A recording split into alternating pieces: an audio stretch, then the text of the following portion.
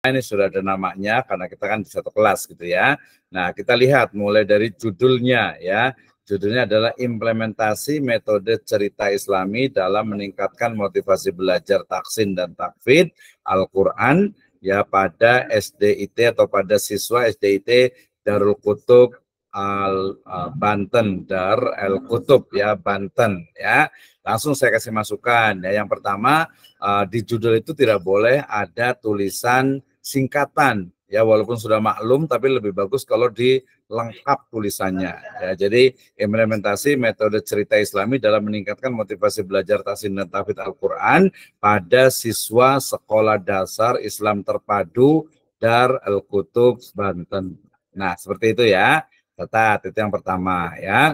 Kemudian yang kedua ada nama penulis ya. Nama penulis di sini sudah cukup bagus gitu ya.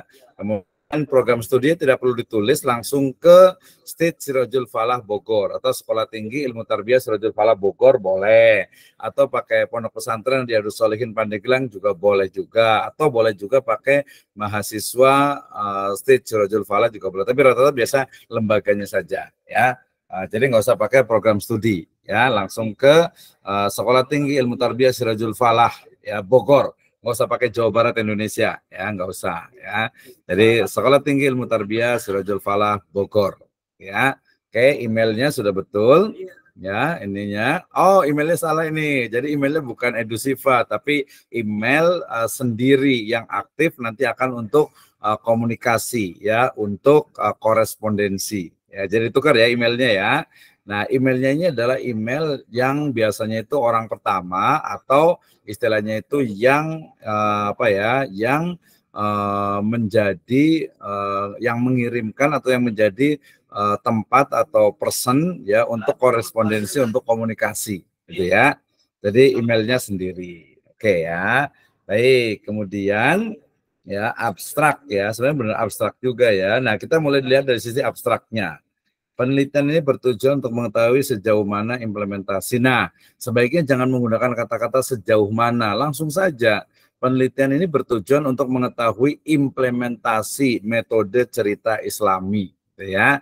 Nah, metode cerita Islami dia bukan istilah, tapi berarti dia hurufnya nggak perlu kapital, jadi biasa saja. Metode cerita, kalau Islaminya I-nya itu mungkin boleh ya. Meningkatkan motivasi belajar Al-Quran. Nah, penulisan Al-Quran ini dipastikan apakah A-nya besar, Q-nya itu yang kecil, kebalik ya, A-nya kecil, baru Q-nya yang besar gitu ya, apakah menggunakan tanda petik atau tidak. Nah, kemudian tahsin dan takfid di SDIT-nya itu dia juga tidak boleh tidak boleh istilahnya itu dipotong gitu ya, langsung dituliskan lengkap saja gitu ya.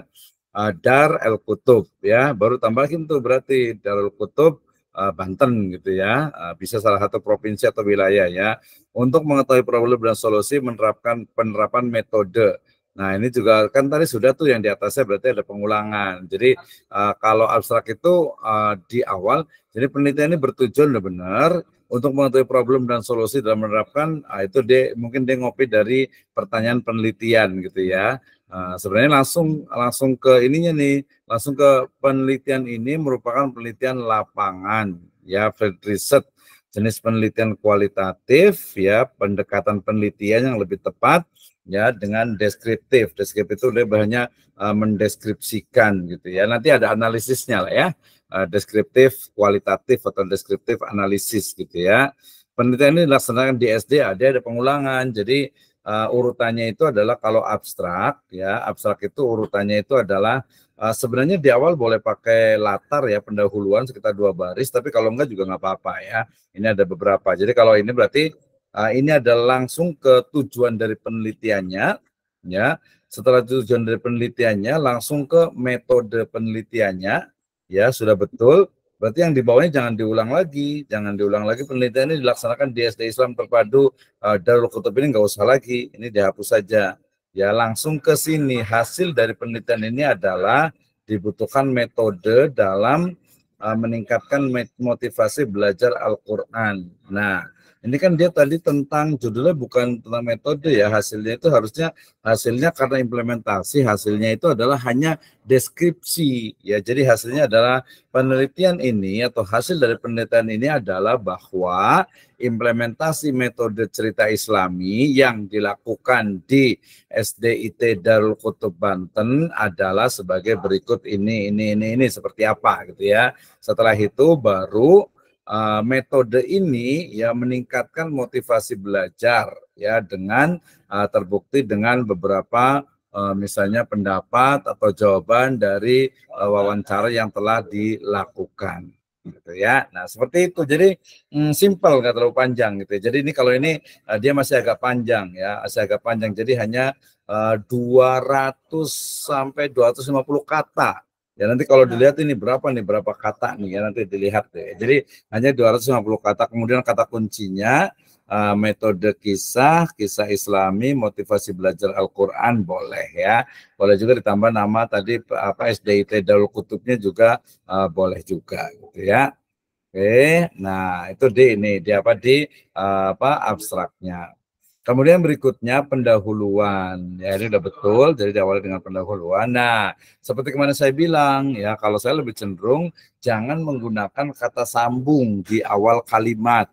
Ya, di awal paragraf, di awal kalimat, di awal kata ya. Dalam era globalisasi saat ini, langsung saja era globalisasi saat ini atau biasanya kita menggunakan kata atau menggunakan susunan dari SPOK ya, subjek, predikat, objek, keterangan. Sehingga kemudian gini, peran tenaga pendidik pada era globalisasi saat ini sangat penting ya dalam menciptakan metode pembelajaran yang menarik dan efektif untuk memotivasi peserta didik ya.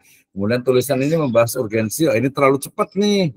Ya terlalu cepat nih. Jadi dia tiba-tiba langsung ke tujuan penelitian, harusnya pendahuluan dulu. Ya, pendahuluannya bagaimana? Pendahuluannya ini kan tentang implementasi nih ya, metode cerita. Berarti sebenarnya bisa bicara tentang ini tentang kualitas dari motivasi sebenarnya, walaupun di belakang ada kayaknya ya. Tapi saran saya tulisan ini membahas urgensi motivasi ini diletakkan di terakhir ya. Ini diletakkan di terakhir karena ini adalah masuk ke tujuan ya, tujuan dari penulisan gitu ya. Nah, sebenarnya lanjutnya ke sini harusnya nih tentang era globalisasi ya adalah ini jangan menggunakan kata D-nya itu besar gitu, jangan ya.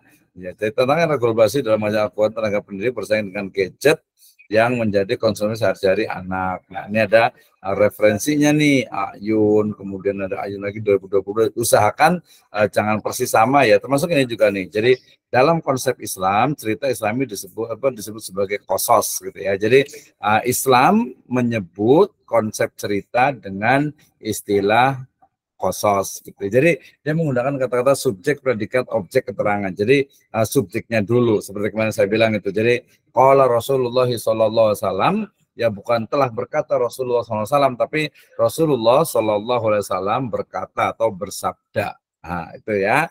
Nah, ini dari pembiasaan sebenarnya nih ya, dari pembiasaan. Oke. Nah, itu ini juga perlu ditambahkan, ini sini wadah ilmu adalah hati ya. Ini dipastikan nih untuk apa istilahnya itu nyambung ya. Ini kita masih di penulisan. Ya motivasi benar dari kata movere ini juga harus miring nih ya karena dia adalah kata asing ya. Dari bahasa Latin L-nya ini besar, bahasa kata dalam bahasa Latin L-nya itu besar ya. Oke. Kemudian movere juga masih motivasi, studi teoritis. Oh, dia ada studi teoritis ya. Jadi kalau dilihat pendahuluannya 1/4, kemudian setengah, berarti dia hanya 2 baris 1 halaman. Ya ini perlu ditambah nih karena dia tidak muncul juga istilahnya apa ya. Ini sama dengan deskripsi nanti ya Pak Sandang ya. Jadi dia untuk SDIT Darul Qutubnya juga belum muncul ya. Kemudian permasalahan utama yang ada di Darul Qutub itu juga belum muncul juga gitu kan ya.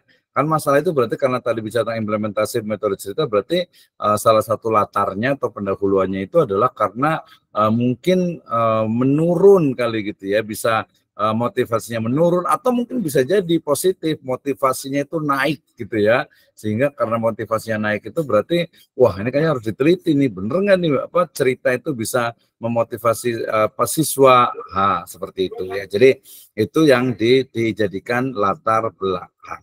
Oke. Nah, kemudian studi teoritis ini sama dengan apa? Kerangka teori. Nah, ini juga sama, jangan menggunakan kata dari gitu ya. Dari segi bahasa, metode berasal dari kata, gampang aja diganti. Metode atau kata metode berasal atau secara bahasa, kata metode secara bahasa berasal dari dua perkataan, yaitu meta dan hodos. Ini berarti dimiringkan nih, ya. Tapi ini ngomongin tentang studi teoritis, ini ke metode jadinya. Jadi ini jadi ke metode sebenarnya nih, ya. Dalam Kamus Besar Bahasa Indonesia, metode diklaim sebagai, jangan dalam Kamus Besar, jangan dalam, tapi langsung saja. Kamus Besar Bahasa Indonesia mencatat bahwa atau makna metode dalam Kamus Besar Bahasa Indonesia diklaim sebagai cara yang kerja yang sejak. Nah, kata-kata diklaim ini kayaknya nggak cocok karena dia kan KBBI bukan mengklaim ya, tapi mencatat gitu ya, menjelaskan bisa juga tuh. Dalam konsep Islam, cerita Islami disebut sebagai kalau tadi sudah ini ya. Nah, ini motivasi. Tadi sebenarnya kalau kerangka itu studi kita isinya sebenarnya ini. Jadi motivasi itu apa? Kemudian sebab-sebab motivasi itu adalah studi teoritis atau kerangka teori. Ya. Nah, metode penelitian itu masuk ke dalam jenis ingat itu dipisah ya. Penelitian itu masuk ke dalam jenis penelitian lapangan yang pelaksanaannya dilakukan secara meneliti secara langsung. Nah, cara meneliti secara langsung itu udah cara lagi gitu, nanti dicari bahasa yang efektif ya. Data lapangan dilakukan di SDIT, bukan dilakukan tapi diambil ya. Data lapangan dilakukan diambil dari SDIT Darul Kutub. Pendekatan psikologis pendidikan. Wah, mantep nih ya. Nah, sebenarnya nggak perlu pakai psikologis pendidikan karena dia hanya deskripsi saja. Jadi pendekatannya ya sudah pakai kualitatif saja atau observasi atau case study bisa juga gitu ya. Atau fenomenologi juga bisa, yang kelihatan bisa juga gitu ya. Yang paling banyak itu biasa fenomenologi ya. Alasan penulis menggunakan metode pendidikan psikologi. Jadi ini saran saya sih, dia bukan pendidikan psikologi ya, bukan psikologis pendidikan gitu ya, tapi dia hanya mendeskripsikan ya, bukan nggak nyampe ke sana gitu ya. Nah, mengajar meliputi tingkah laku siswa, mengajar, interaksi antar guru, siswa dalam proses belajar mengajar, ini kurang enter ke atas ya.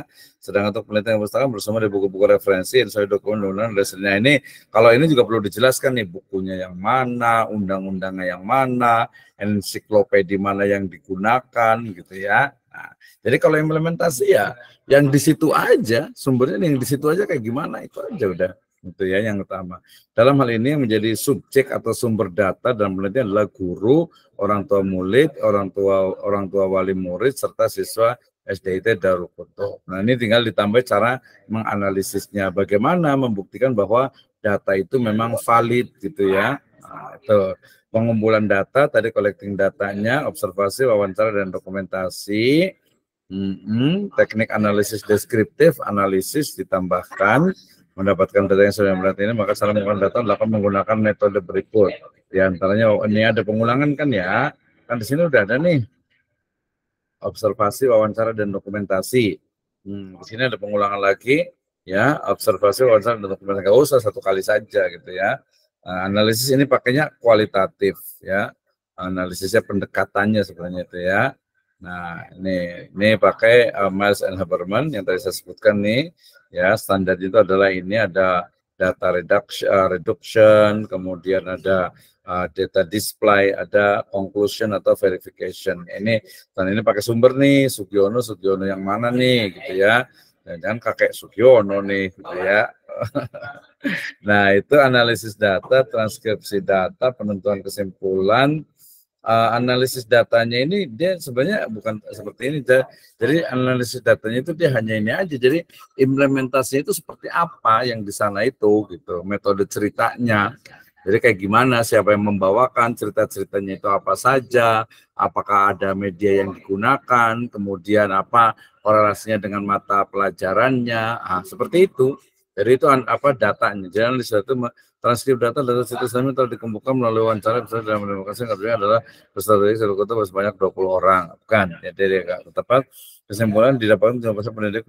Nah, kata-kata 70% ini kan harus ada datanya nih gitu ya. Dari mana nih peserta didik termotivasi dalam belajar jika dibuka dengan metode cerita. Nah, ini harus ada buktinya nih. Kenapa harus 75% gitu ya.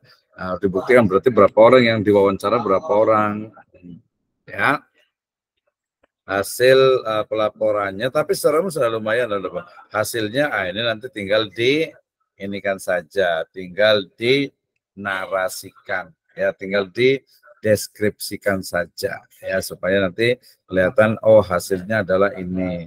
Diskusinya jadi satu. Jadi ini hasil penelitiannya diskusi, kemudian hasil itu disatukan aja nggak apa-apa. Kesimpulan kita lihat kesimpulannya. Memotivasi peserta didik dalam pembelajaran menjadi suatu kebutuhan mendesak di era globalisasi ini. Dengan menerapkan metode inovatif yang menciptakan lingkungan belajar yang menarik, diharapkan peserta didik dapat memahami dan mengamalkan ajaran Al-Quran dengan semangat dan keikhlasan. Poin yang dapat diambil dari penelitian kali ini adalah metode cerita Islam adalah salah satu metode belajar yang sangat diminati peserta didik. Nah, sebenarnya agak bagus ini di terakhir ini bagus sebenarnya ini di sini, tapi ini jadi awal. Jadi yang dari sini ini dihilangkan, ini dihapus saja. Ini sampai sini dihapus, ya. Kemudian mulai dari sini, ya mulainya itu dari sini. Yang di atas dihapus ya. Mulai dari sini. Jadi metode cerita Islami adalah salah satu metode belajar yang sangat diminati peserta didik, gitu ya.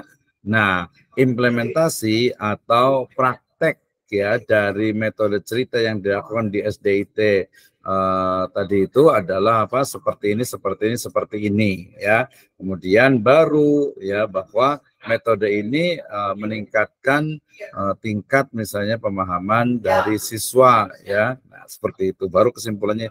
Itu aja kesimpulannya. Jadi kan ada dua tuh. Ya, ada dua ya. Jadi kita lihat pertama adalah implementasi metode cerita Islami, yang kedua meningkatkan motivasi belajar tahsin dan tahfidz. Ya ini kan sebenarnya dia bisa pakai kuantitatif, tapi karena hanya implementasi ya masih bisa lah pakai kualitatif ya dalam Jadi sebenarnya gini, untuk bagaimana cara mengukur meningkatkan motivasi belajar gitu kan ya. Tadi kalau datanya cuma wawancara, apalagi wawancara cuma berapa orang atau mungkin hanya istilahnya itu hanya kira-kira gitu ya, anak-anak seneng gitu ya. Nah itu dia belum terukur gitu ya, belum terbukti gitu ya, belum terbukti ya. Kalau mau ya mungkin kayak semacam nanya ke mereka satu-satu, misalnya dari 100 orang ternyata mereka seneng nih gitu ya. Nah makanya tadi ada keluar angka 75%, itu dari mana tuh 75%-nya? Nah, itu namanya ya kita sebut saja ilmiah gitu atau sesuai dengan kenyataan lah gitu ya, sesuai dengan kenyataan. Jadi nggak bisa kita bilang motivasi belajarnya itu meningkat gitu ya. Nah cara mengukurnya bagaimana, mengukur motivasi itu. Jadi ini indikator motivasi itu apa sebenarnya, ini agak-agak campur lah ya dengan kuantitatif sebenarnya itu. Jadi indikator motivasi itu apa disebutkan? Ini ya. Nah itu yang kualitatif. Kemudian yang terakhir daftar pustakanya. Implementasi ini nggak perlu ditulis miring gitu ya. Setahu saya tidak perlu ditulis miring.